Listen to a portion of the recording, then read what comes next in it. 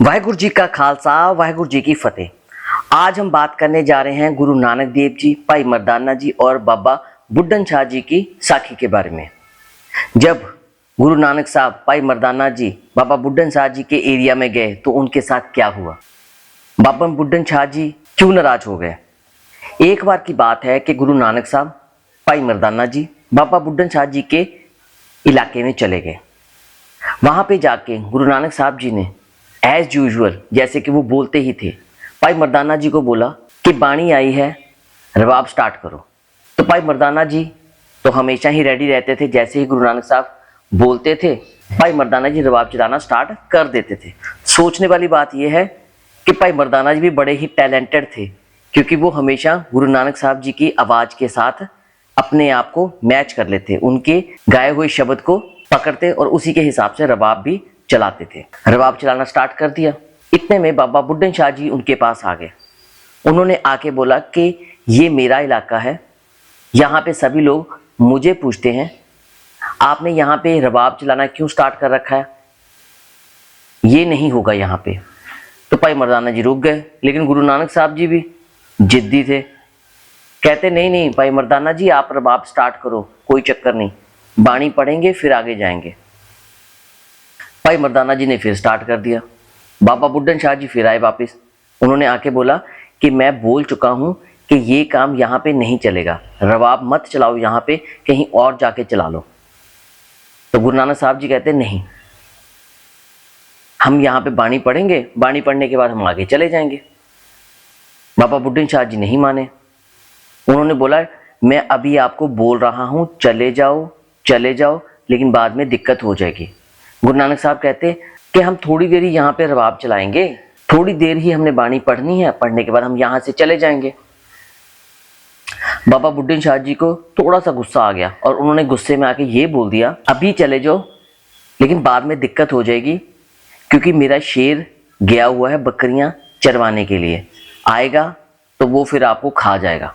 तो गुरु नानक साहब जी कहते अगर ये बात है तो फिर हम यहीं पर बैठे हैं, अब हम नहीं जा रहे। वैसे तो भले हम चले जाते अगर तू 2-4 बार और बोलता, लेकिन अब नहीं जाएंगे। ये बात बोल के बाबा बुड्ढन शाह जी वहां से चले गए। भाई मर्दाना जी कहते हैं कि गुरु साहब मुझे लग रहा है कुछ दाल में काला है, क्योंकि इन्होंने बोला है कि मेरा शेर बकरियां चरवाने गया हुआ है। शेर तो बकरी को खा जाता है, वो उनको चरवाने कैसे लेके जा सकता है। तो गुरु नानक साहब जी ने बोला ये जो बोल रहा है वो एकदम सही है। उसके पीछे का रीजन ये है कि इस बाबा बुड्ढन शाह जी ने बहुत ही रिद्धियां सिद्धियां प्राप्त की हुई हैं, जिनकी वजह से इनका शेर जो है वो बकरियों को सिर्फ चरवाने जाता है, उनको खाता नहीं है। और ये सच्ची बात है, यहाँ पे लोग इनको पूजते हैं क्योंकि इनकी यहाँ पे महानता है। तो भाई मर्दाना जी डर गए, कहते बाबा जी शेर आ जाएगा, रबाब ही है, हम कहीं और चला लेंगे, यहाँ से निकलते हैं। अगर शेर ने हमें खा लिया ना तो हमारे ऊपर रोने वाला भी कोई नहीं होगा। तो गुरु नानक साहब जी कहते हैं कि भाई मर्दाना जी आप डरते क्यों हो, आप अपना काम करो, रबाब चलाओ, बाणी मैं पढ़ता हूँ, आराम से बाणी पढ़ने के बाद ही जाएंगे और इसके शेर को भी देखेंगे ये कैसा शेर है।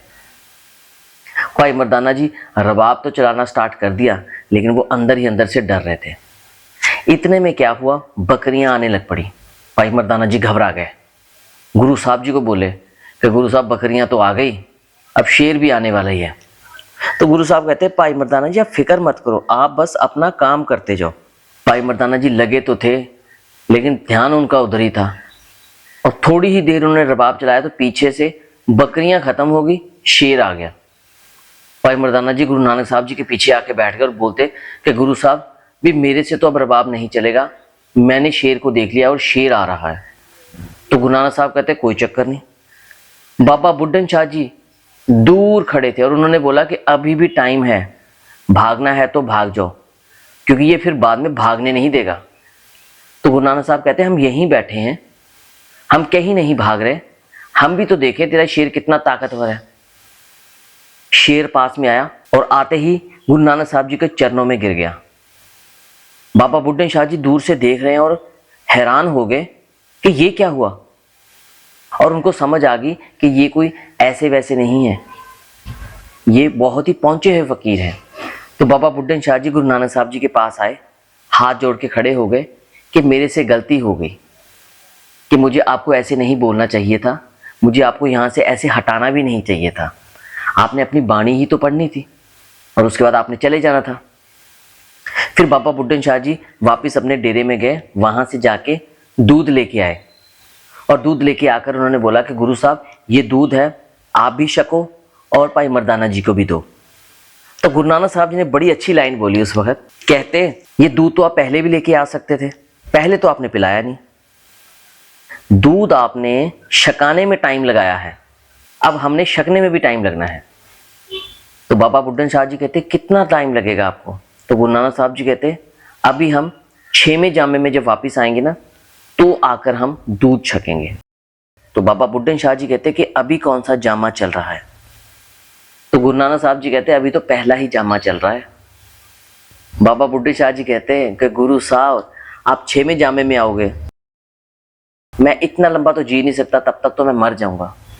तो गुरु साहब कहते मौत तो आपके पास भी नहीं आएगी, आप 6वें जामे तक यहीं पर रुकोगे, जल छकाओगे, जल छकाने के बाद फिर आप दुनिया से चले जाओगे।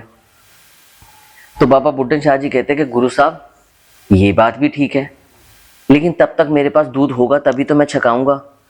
तो गुरु साहब कहते हैं कि जो दूध आप लेकर आए हो ना, इसी दूध को धरती में दफना दो, मतलब धरती में थोड़ा सा गड्ढा खोदो और उसमें बीच में रख के और उसके ऊपर से मिट्टी डाल दो। तो बाबा बुड्ढन शाह जी कहते हैं गुरु साहब तब तक दूध बचेगा, ये तो खराब हो जाएगा। गुरु साहब कहते जैसे बोला है ना मैंने, आप ऐसे करो तो सही। बाबा बुड्ढन शाह जी ने ऐसे ही किया, दूध धरती में दफना दिया।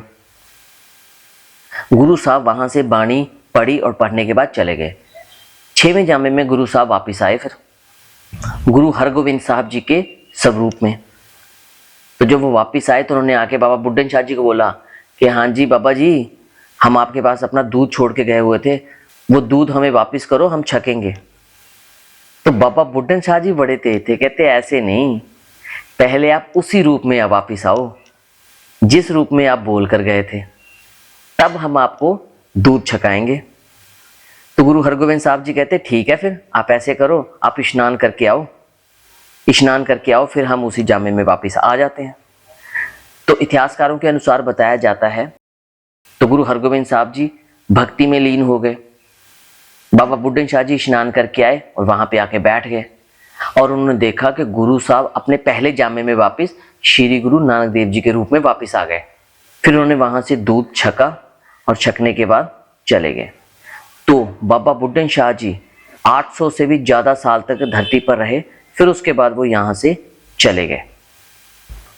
आपको ये साखी कैसी लगी? आप कमेंट बॉक्स में जरूर बताएं। किस गांव या शहर में बैठ के ये साखी सुन रहे हैं उसके बारे में भी हमें जरूर बताएं।